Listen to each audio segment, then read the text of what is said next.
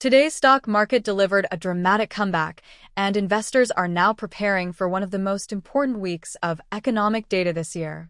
On Monday, March 9th, the U.S. stock market staged a powerful reversal after a sharp morning sell-off. Early in the session, investors were nervous about escalating geopolitical tensions and surging oil prices. At one point, the Dow Jones Industrial Average was down nearly 900 points. But as the day progressed, sentiment shifted dramatically. By the closing bell, all three major indexes had turned positive. The Dow Jones Industrial Average finished the day up about 0.5%. The S&P 500 gained roughly 0.8% after earlier dropping more than 1.5% during the session. And the tech-heavy Nasdaq Composite led the rally, jumping about 1.4%. So, what caused such a dramatic turnaround? The biggest catalyst came from the energy market. Oil prices had surged earlier in the day, briefly approaching $120 per barrel amid fears of a wider conflict in the Middle East. However, the market reversed sharply after President Donald Trump suggested that the conflict with Iran was essentially very complete, signaling potential de-escalation. That comment triggered a rapid sell-off in crude oil. Prices dropped roughly 4% intraday, sliding from near $120 toward around $90 per barrel. Lower oil prices immediately eased concerns about inflation, transportation costs, and the broader economic outlook. As a result, investors began buying stocks aggressively during the afternoon session. Let's take a closer look at how different sectors performed during this volatile day. The technology sector led the recovery. Information technology stocks climbed about 1.8% as investors rotated back into high-growth companies. One driver was strong interest in artificial intelligence ahead of several industry events. Nvidia shares rose about 2.3% to close near $181.98. Investors are closely watching the company's upcoming GTC 2026 conference, where announcements related to AI chips and data center technology are expected. Semiconductor stocks broadly benefited from renewed enthusiasm for AI infrastructure.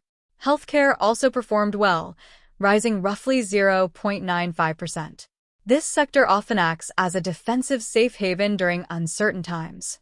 Pharmaceutical giant Eli Lilly climbed about 1.5%, closing above $1,005 per share as demand for innovative drug treatments remains strong.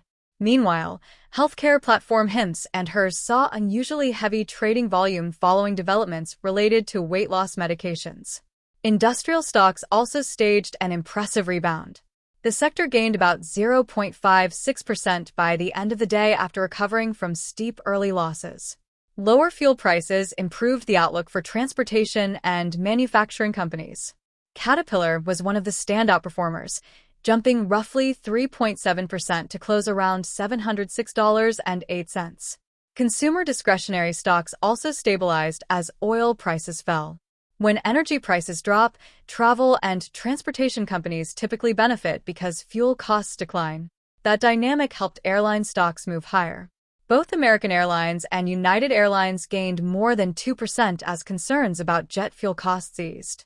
Energy stocks, however, were one of the few sectors that finished slightly negative. The sector declined about 0.43% as crude oil prices plunged. Even so, some large integrated oil companies held up relatively well. ExxonMobil ended the day slightly higher, gaining about 0.48% to close near $151.94, showing investors still see long-term strength in major energy producers. Financial stocks were the weakest sector of the day, falling about 0.52%. The pressure on banks and credit firms continues to come from concerns about rising defaults in the private credit market. Despite that uncertainty, J.P. Morgan Chase managed to stay relatively stable, closing slightly higher at around $289.76. Overall, Monday's session showed how quickly market sentiment can change when major macroeconomic drivers, like oil prices and geopolitical risks, shift unexpectedly. Now investors are turning their attention to a packed schedule of economic reports that could significantly influence the market this week. On Monday, the first report released was consumer inflation expectations. This data helps economists understand how households view future price increases. If consumers expect higher inflation, they often change their spending behavior, which can impact the broader economy. Tuesday will bring two key reports.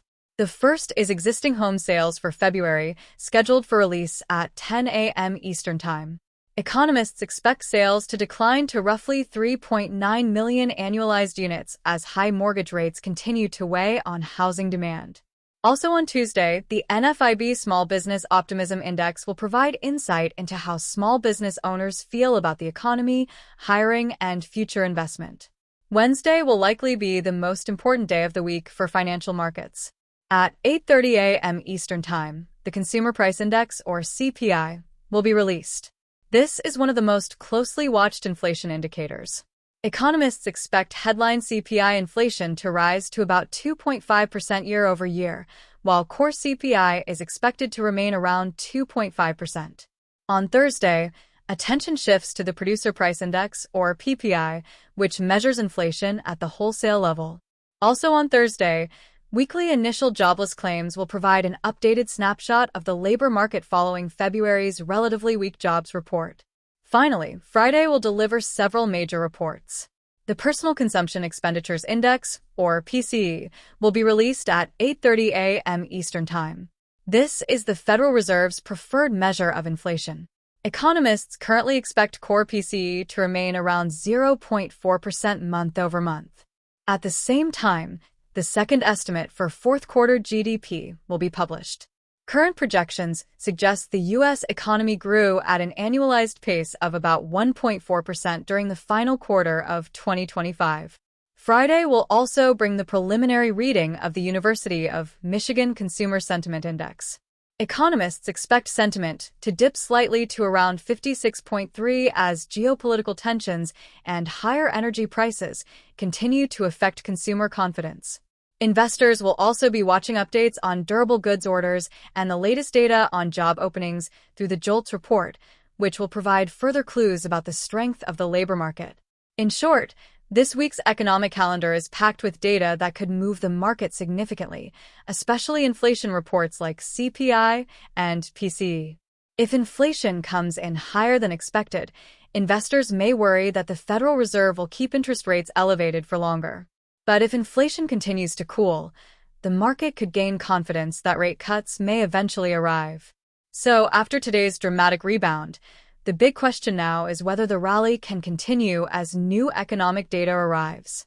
Thank you for watching today's market update. If you found this breakdown helpful, please like this video and subscribe to the channel so you never miss future market insights and investing updates.